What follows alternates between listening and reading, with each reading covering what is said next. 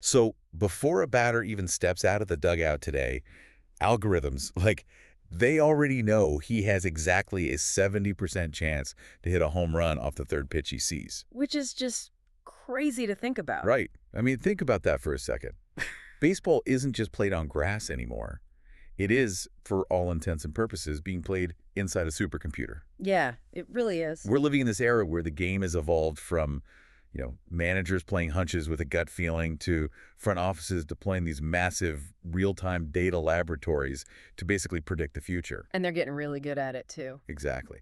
So welcome to today's deep dive. We are opening up the hood on some incredibly premium analytics today to see exactly how the pros are predicting the action on the diamond. Specifically, we've got our hands on the GreenMadness MLB Intelligrid board analysis for today's slate of games. Yes, and this report is, well, it's fascinating because it completely bypasses traditional surface-level stats. Right, we aren't looking at basic batting averages or, standard win-loss records here.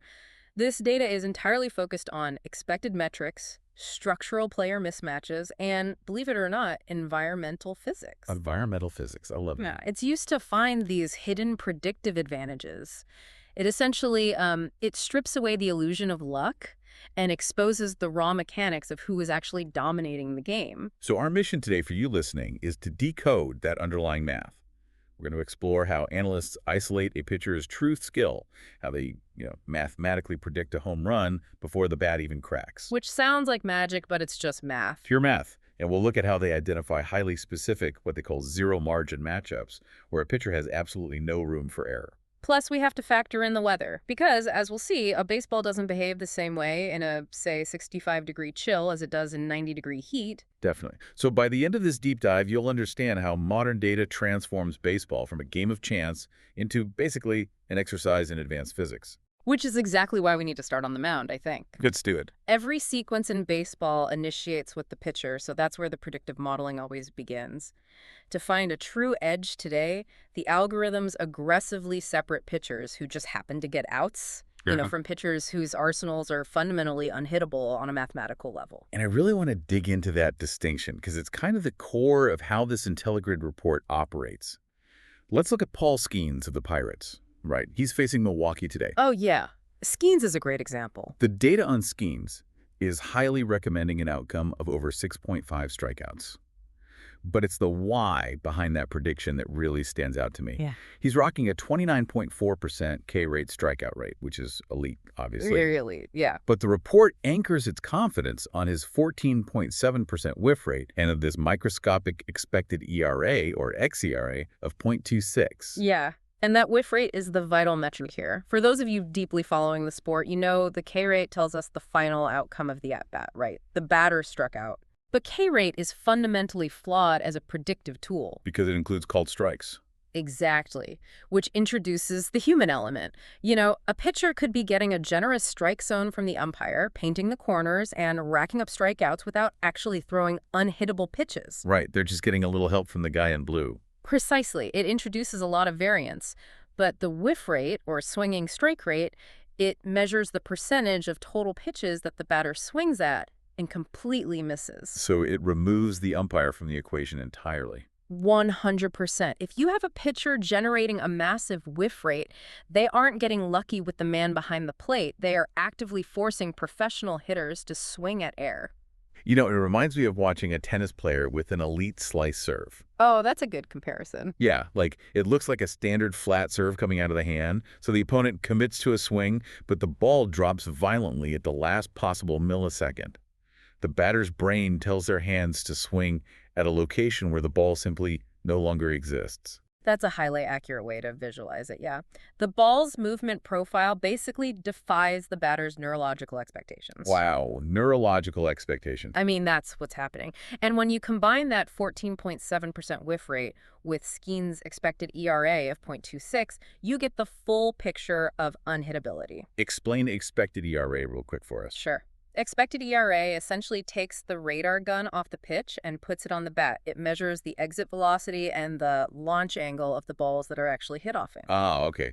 So an xERA of 0.26 means that on the rare occasions a batter actually makes contact with Skenes, they're basically just weakly flailing at it. Yeah. They aren't squaring it up at all. Not even close. They are hitting dribblers and little pop-ups.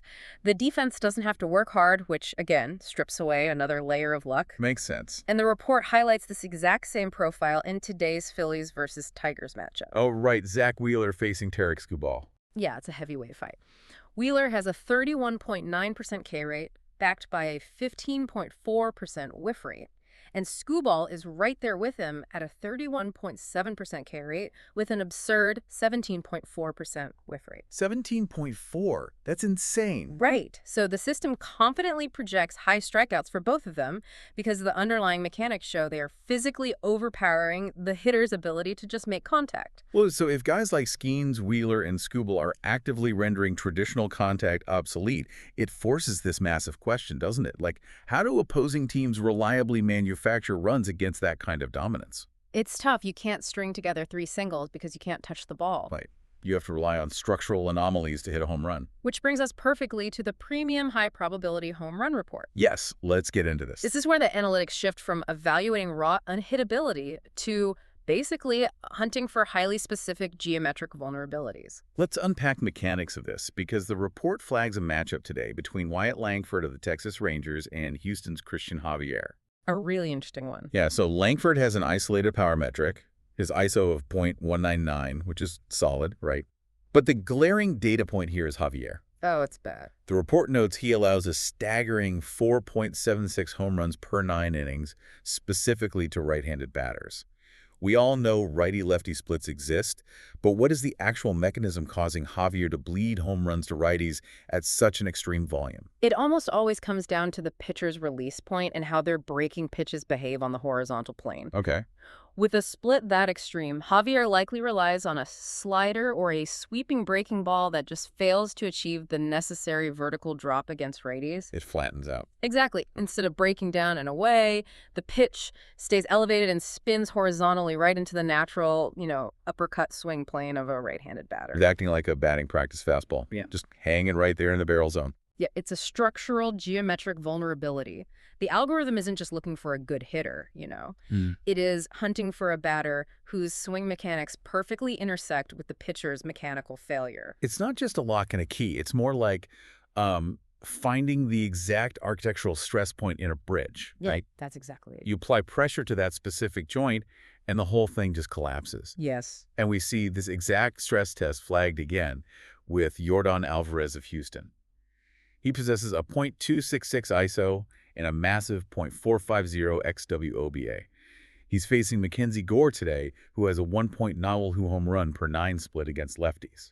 So before we move on, let's clarify xwOBA for anyone listening whose head might be spinning from all the acronyms. It's a good call. Expected weighted on-base average. Right. It is basically the holy grail of modern hitting metrics. Traditional on-base average treats every time on base equally, so a walk is the same as a double. Which we know isn't true in terms of run scoring. Exactly. But xwOBA weighs the actual run scoring value of the outcome. A home run gets a much heavier weight than a single. And the expected part means it calculates this based purely on the physics of the ball coming off the bat. It looks at Alvarez's exit velocity and his launch angle and says, based on how hard and how high he is hitting the ball, his overall offensive production should be through the roof. Okay, so Alvarez is consistently hitting the ball at the absolute optimal velocity and angle to cause maximum damage. Yep. And today, as a lefty, he is facing Mackenzie Gore, whose pitch mix structurally struggles to keep lefties in the ballpark. See, you strip away the magic of the home run entirely when you look at it this way. Kind of a bummer, but yeah. I mean, we love the crack of the bat and the crowd going wild, sure. But underneath that drama, it is simply a structural vulnerability in Gore's arsenal meeting a batter who is fundamentally designed to exploit it. The math just lights up. It really does. And the report flags Pete Alonso in the exact same way today. A .391 xwOBA against Seth Lugo, who gives up 2.0 home runs per 9 innings to righties. It's just hunting for those mismatches. Now, while home runs are the, let's say, dramatic structural failures of a game, the everyday grind of baseball relies on much smaller, localized stress tests. For sure. The report refers to these as zero-margin matchups. These are highly specific, critical batter-pitcher face-offs, where the data indicates the pitcher has absolutely no room for error. The report actually labels them Intelligrid snipes, which is a cool name. I love that. But essentially, we are moving from macro team trends to micro-individual trench warfare here. Right. We are looking at batter versus pitcher data, or BVP, layered over recent platoon advantages. Okay, let's look at the standout example they flagged.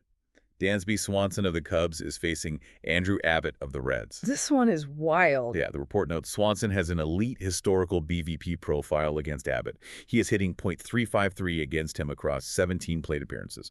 And this historical success is backed by a stellar 70% platoon hit rate over Swanson's last 10 games. So Abbott is clearly in the crosshairs today, based on those numbers. Okay, but here is where I really have to push back hard on this data. All right, let's hear it. In baseball, 17 plate appearances is absolutely nothing. It's tiny, yes. It's barely a weekend series worth of at-bats.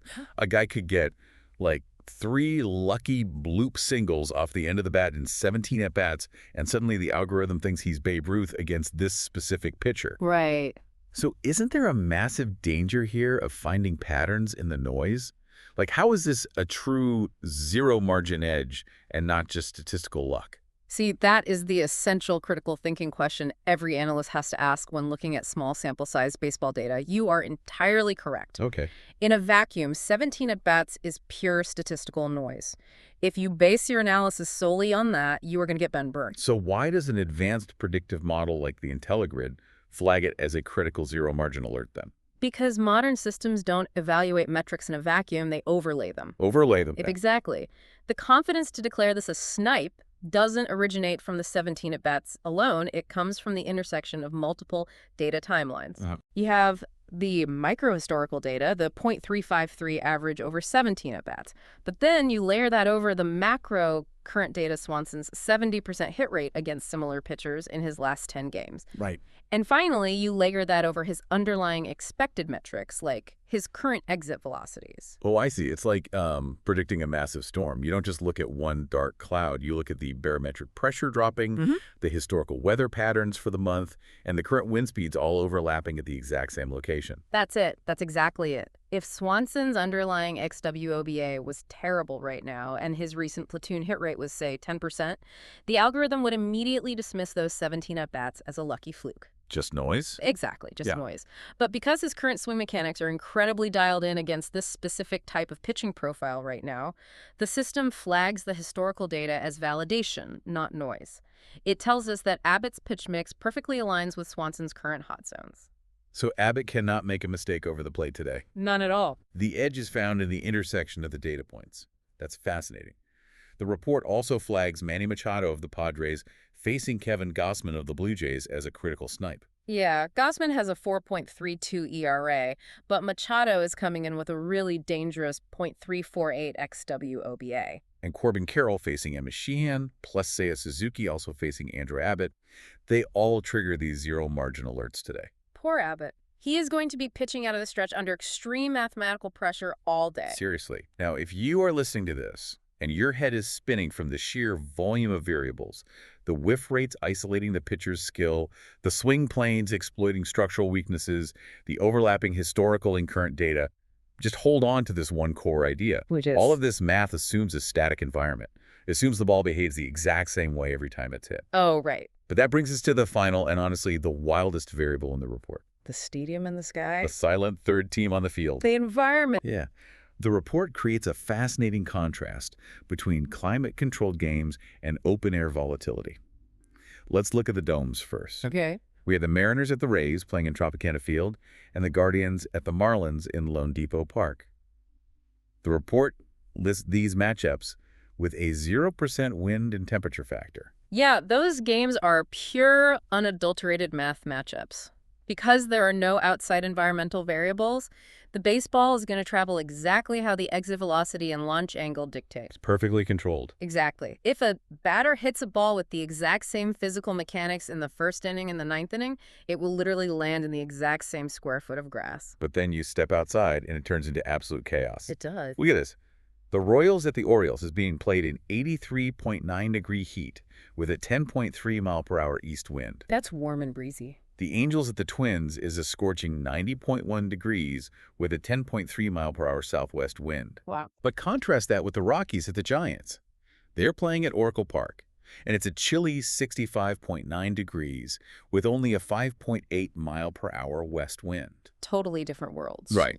Predicting a game in a dome is an exercise in statistics, but predicting a game in Minnesota at 90 degrees with a 10-mile-per-hour wind suddenly turns into, like, advanced fluid dynamics. And the algorithms have to account for every molecule of that air. They really do. Temperature and wind fundamentally alter the flight of the baseball due to air density. Cold air is significantly denser than hot air. Because the molecules are packed tighter. Exactly. When the temperature is 65 degrees in San Francisco, those air molecules are packed tightly together. The baseball has to physically push through all of that friction, which drags on the seams and slows the ball down. But when it's 90 degrees in Minnesota, the heat causes the air molecules to spread out. Yeah. There is literally less physical matter in the air for the baseball to crash into. There is less friction. A ball hit with the exact same exit velocity and launch angle will travel significantly farther in 90-degree heat than it will in a 65-degree chill. That's wild. And then you have to calculate the wind vectors on top of that. A 10-mile-per-hour wind pushing out to the outfield acts like a literal sail catching the baseball. So an outfielder in 65 degrees San Francisco might casually drift back to the warning track and catch a routine fly ball for an easy out. Routine, yeah.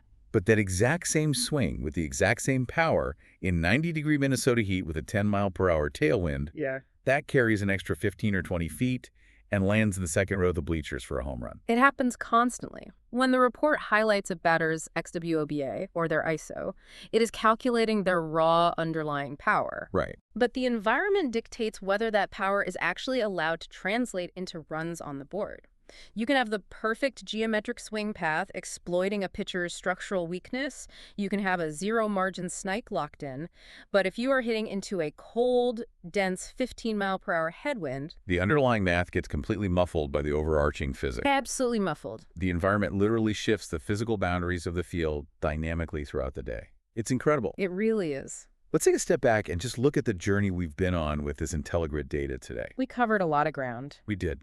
We started with the raw mechanics of pitching, exploring how metrics like whiff rate isolate a pitcher's actual skill from umpire variance and how xERA proves fundamental physical unhittability. Right. We stripped away the luck of the standard strikeout. From there, we moved to the calculus of hitting.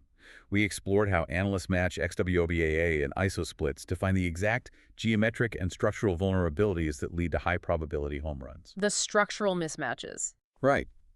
Then we drilled down into the highly specific zero-margin platoon matchups, challenging the sample sizes, but realizing the predictive power of overlapping data timelines. Layering the micro and the macro. Exactly.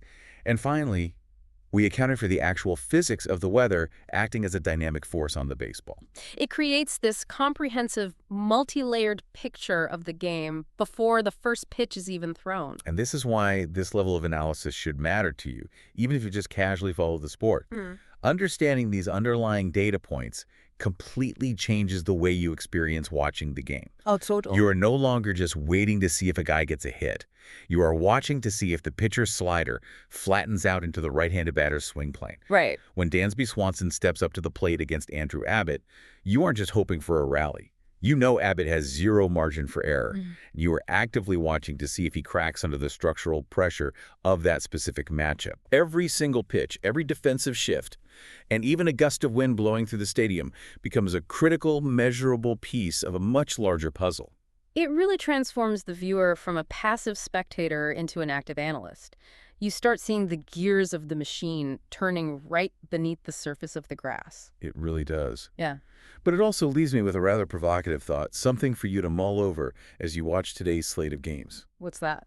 Well, if third-party analysts, software, and algorithms can predict these highly granular matchup edges with such staggering accuracy, if a computer knows that a pitcher has zero margin for error against a specific batter in specific weather conditions, based on overlapping micro and macro data timelines, how long will it be until Major League Baseball managers stop relying on their own gut entirely?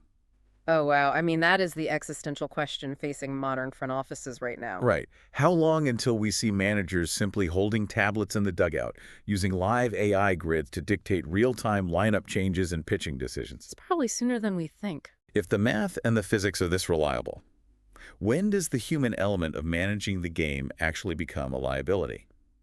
Just something to think about the next time you see a manager make a strange substitution in the late innings.